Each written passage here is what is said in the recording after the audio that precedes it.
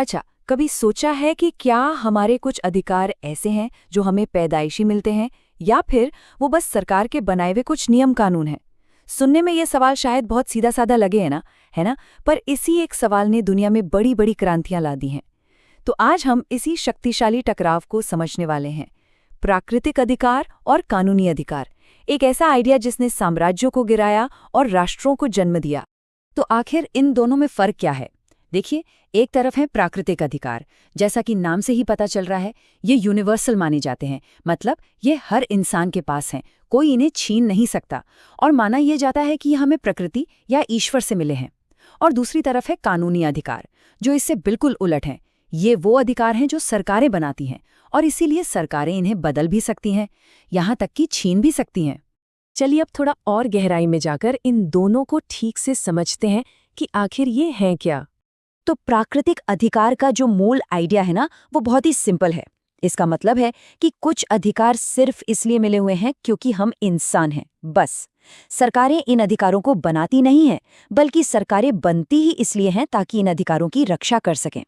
ये किसी भी कानून या संविधान से भी ऊपर हैं। और अब आते हैं कानूनी अधिकारों पर, जो इसके बिल्कुल उलट हैं। ये वो अधिकार हैं जो कोई समाज अपनी सरकार और अपने कानूनों के जरिए बनाता है और लोगों को देता है, जैसे वोट देने का अधिकार या जूरी के सामने सुनवाई का अधिकार। सोचिए, ये अधिकार तभी तो हैं क्योंकि हमने इन्हें अपने कानूनों में लिखा है। तो सवाल ये उठता है कि ये आइडिया आया कहाँ से? देखिए, ये कोई नई बात तो है नहीं। आइए इसके इतिहास में थोड़ा झांक कर देखते हैं।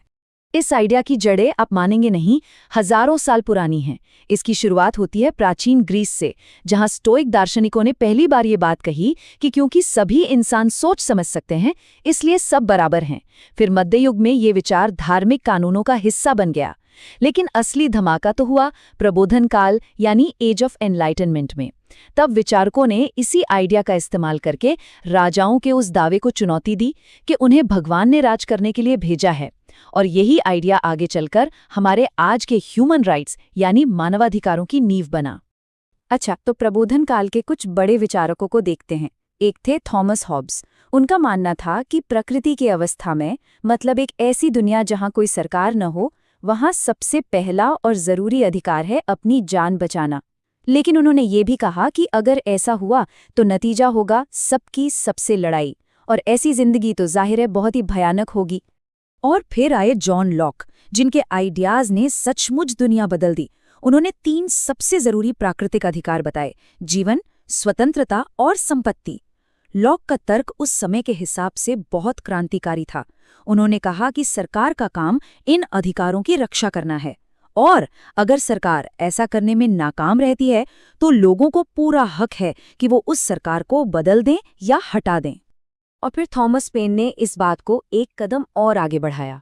उनका कहना था कि अधिकार कोई सरकारी दस्तावेज नहीं देता, ये तो लोगों के अंदर पहले से ही मौजूद है। पेन के मुताबिक तो सरकारी चार्टर अक्सर अधिकार देने के बजाय उन्हें छीनने या कम करने का काम करते हैं। सोचिए कितना शक्तिशाली आइडिया था ये। तो अब बात ये है कि ये सिर्फ किताबों में लिखे हुए आइडियाज नहीं थे। इन विचारों ने असल दुनिया में क्रांतियों को जन्म दिया।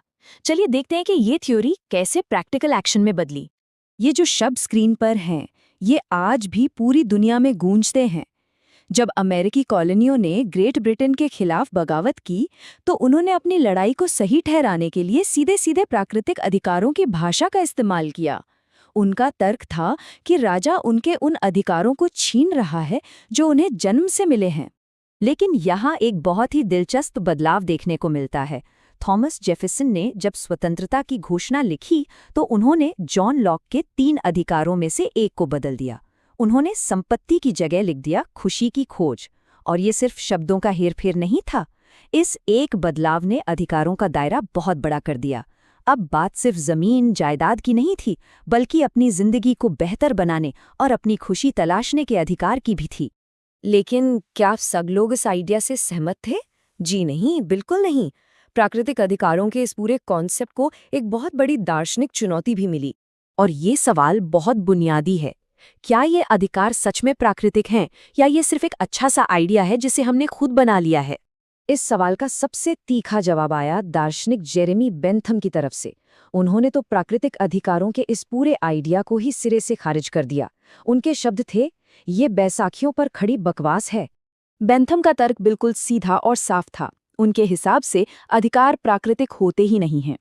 ये सिर्फ और सिर्फ सरकार के बनाए कानूनों से पैदा होते हैं। और सीधी सी बात है, जो सरकार उन्हें बना सकती है वो उन्हें हटा भी सकती है। इसीलिए ऐसा कुछ भी नहीं है जिसे छीना न जा सके। उनके लिए असली अधिकार बस वो ही हैं जो कानून की किताब में लिखे हैं। बाकी सब कोरी कल्पना है। तो इस पूरी ऐतिहासिक बहस का आज के दौर में क्या मतलब है? इसका हम पर क्या असर पड़ा है? इसका महत्व बहुत ज्यादा है। यही जो प्राकृतिक अधिकारों का आइडिया है ना, यही सीधे सीधे आज के ह्यूमन राइट्स यानी मानवाधिकारों की जड़ है। जब 1948 में यूनाइटेड नेशंस ने मानवाधिकारों की सार्वभौम घोषणा जारी की, तो उसकी नींव में यही विचार था कि कुछ अधिकार हर इंसान को सिर्फ इंसान होने के नाते मिलते हैं। इससे कोई फर्क नहीं पड़ता कि उनकी सरकार क्या कहती है। तो आखिर में हम उसी सवाल पर वापस आ जाते हैं, अगर अधिकार प्राकृतिक नहीं है तो फिर वे आते कहाँ से हैं? क्या ये बस सरकारों की दी हुई एक छूट है? और सबसे बड़ा सवाल, फिर ये तय कौन करेगा कि अधिकार क्या होंगे और किसे मिलेंगे? ये एक ऐसी बहस है जो आज भी उतनी ही जरूरी है जितनी सदियों पहले थी। इस पूरी चर्चा में शामिल होने के लिए शुक्रिया।